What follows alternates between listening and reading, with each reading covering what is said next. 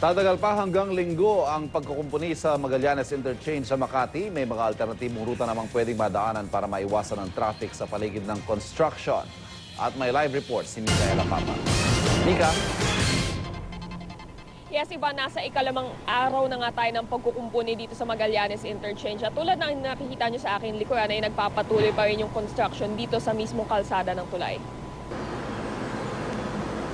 Ang construction ay isinasagawa lamang mula alas 11 ng gabi hanggang alas 5 ng umaga tuwing weekdays.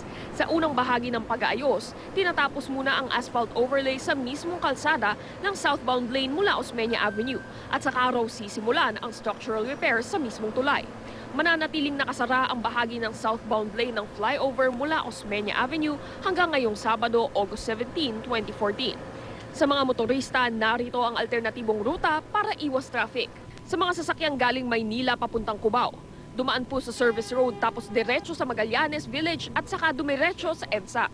Para sa mga papuntang Pasay at Ross Boulevard mula Osmeña Highway, maaari kayong kumanan sa General Luna Street sa pangalawang kanto paglagpas ng PTT Gasoline Station.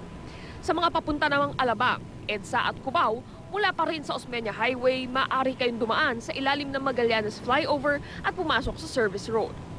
Nagkakahalaga ang road repair project ng 167 million pesos.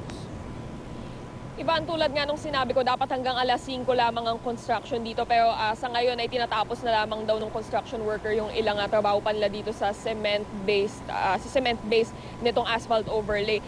Ang problema daw kasi pag inabot ng umaga itong kanilang construction ay makakaabala sa traffic yung heavy machinery na nakapark dun sa may bandang ibaba sa bandang baba ng tulay. Pero tulad ng nakita natin ngayon ay hindi naman ito nakakapagdulot ng pagsisikip sa daloy ng mga sasakyan dito sa service road ng Osmeña Highway. Yan muna ang latest mula dito sa Magallanes Interchange. Balik sa Ivan.